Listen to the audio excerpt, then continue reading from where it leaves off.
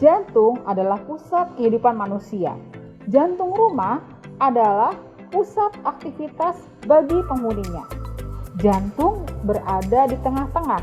Nah, teman-teman pasti langsung bisa menyimpulkan nih bahwa tengah rumah itu memiliki arti yang sangat penting bagi denyut kehidupan penghuni yang tinggal di dalam rumah tersebut.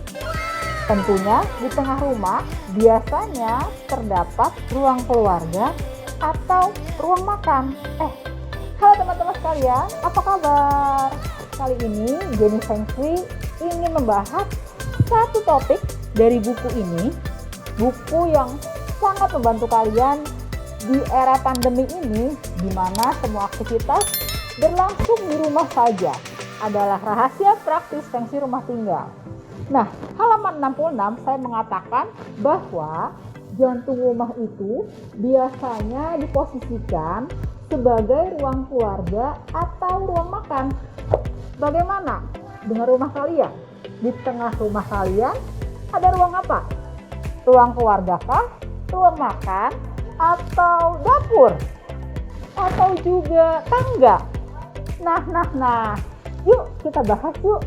Apa yang harus ada di posisi tengah rumah dan bagaimana sebaiknya secara Feng Shui ruang tersebut supaya menjadi jantung kehidupan bagi seluruh penghuni rumah. Nah, sekarang saya ingin membahas tentang ruang keluarga sebagai pusat jantung rumah, di mana di era digital teknologi alias era logam nih. Sekarang tahun 2021 adalah tahun kerbau logam. Tahun lalu juga tahun tikus logam. Apa artinya?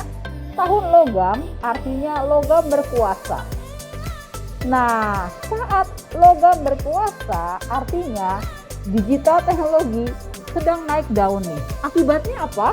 Akibatnya adalah semua penghuni rumah menjadi tidak dekat satu sama lain. Apalagi ruang keluarganya juga tidak berada di pusat rumah dan ruang keluarganya juga tidak aktif.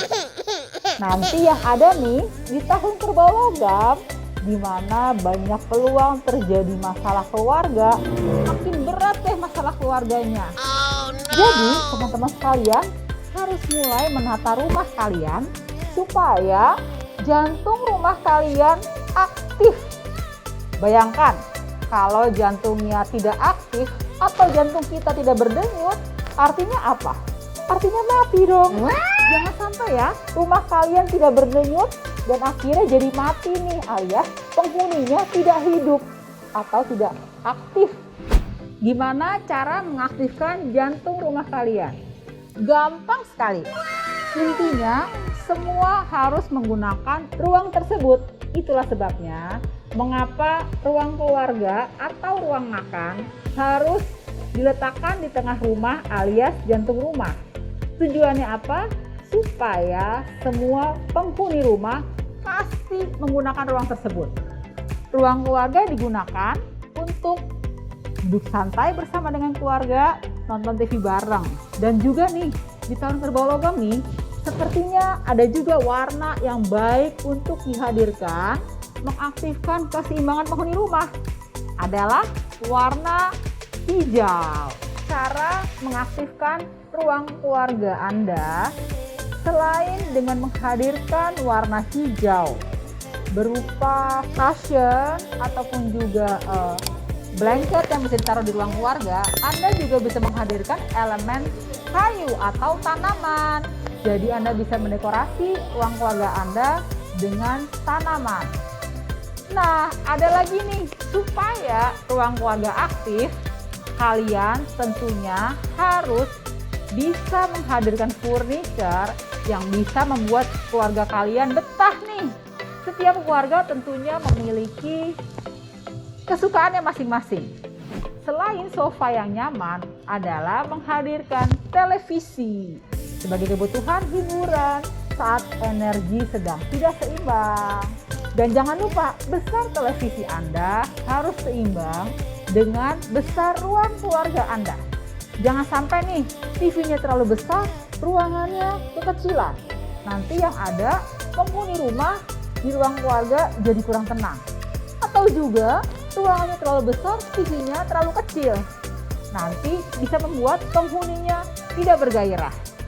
Yuk kita bahas lagi tentang posisi ruang makan di jantung rumah. Nah teman-teman, seperti yang saya bahas tadi, jantung rumah diletakkan ruang keluarga. Selain itu juga bisa kita posisikan ruang makan.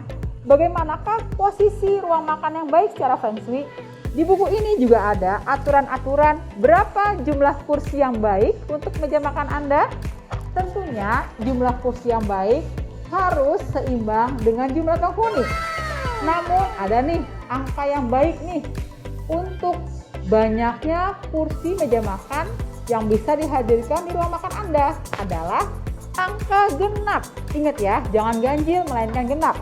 4, 6, atau 8. Kalau 6 artinya kesuksesan, 8 kemakmuran, 4 stabil. Nah, kita lihat lagi ya, apa aja sih ada aturan-aturan yang harus diaplikasikan di ruang makan Anda.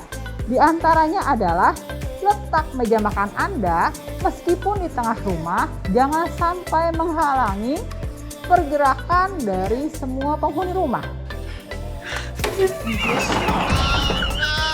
Selain itu juga sebaiknya nih ruang makan jangan terlihat langsung dari pintu utama rumah Anda supaya simbol rezeki Anda tidak tertusuk dan akhirnya jadi bermasalah. Lalu juga sebaiknya meja makan Anda harus kokoh, kuat, dan stabil. Jadi gimana meja makan kalian? Apakah sudah seimbang secara Feng Shui? Bagaimanakah bentuk meja makan yang baik secara Feng Shui? Gampang. Yang pasti bentuk meja makan Anda harus kotak dan tidak terdapat banyak sudut tajam. Bentuk persegi panjang ataupun juga bujur sangkar masih oke. Bentuk bulat juga masih oke.